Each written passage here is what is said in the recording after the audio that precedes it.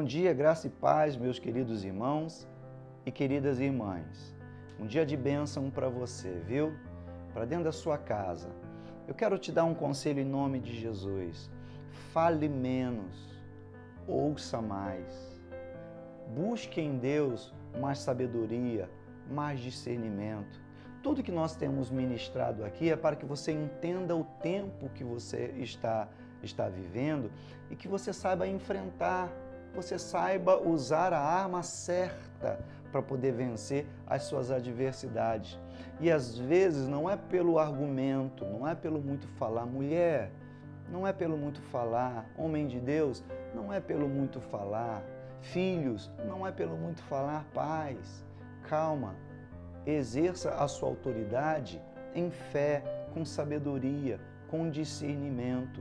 Não haja no seu braço, porque quem age no braço é o inimigo, é o adversário. É ele que quer mostrar que é forte, que é poderoso, que quer lhe afrontar. Foi isso que aconteceu a partir do verso 8. Golias parou e gritou às tropas de Israel. Imagina aquele homem de 2,90 m de altura, usando aquela armadura, com o seu escudeiro à sua frente, com a sua espada, com sua lança, com o seu escudo, e gritando, afrontando ao exército de Deus. Ele disse para o povo o seguinte: por que vocês saíram todos para lutar? Ele disse: eu sou filisteu, e vocês são servos de Saul. E aqui tem uma chave. Servos de Saul. Por que ele não reconhece o povo de Israel como povo de Deus? Por causa das nossas escolhas. As nossas escolhas nos tornam escravos de homens, de sentenças humanas, nos colocam em posições inferiores, sabe?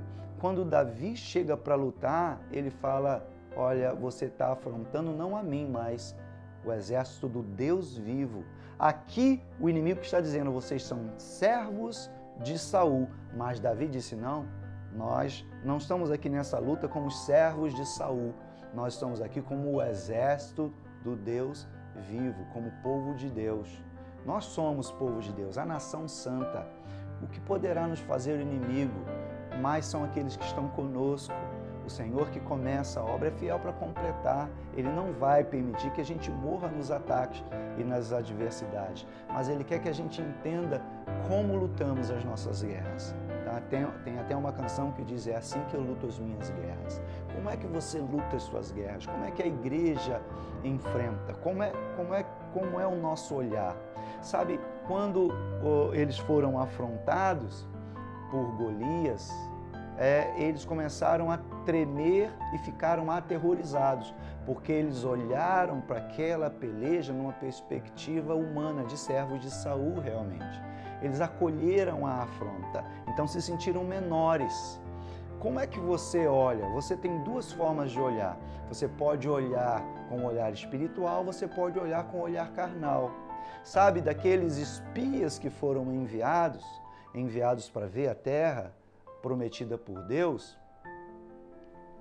a grande maioria deles olharam numa perspectiva humana, e quando voltaram com o reporte, eles disseram o seguinte: olha, Deus, Ele falou a verdade, a terra é boa, a terra mana leite e mel, realmente é tudo que Deus falou que era, porém habitam gigantes lá, e a gente não vai conseguir vencer os gigantes. A gente não tem condições de vencer os gigantes que estão lá na terra, ocupando o lugar que Deus nos prometeu. Peraí, se está ocupando o lugar que Deus prometeu, eles vão ter que sair de lá, porque Deus não é homem para mentir, e Ele vai nos dar a conquista da terra que Ele prometeu.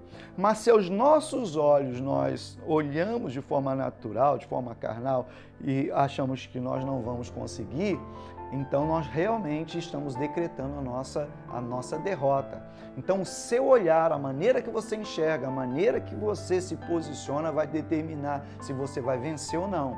Porque dois deles falaram o seguinte: nós não vamos olhar numa perspectiva humana, nós vamos olhar numa perspectiva espiritual.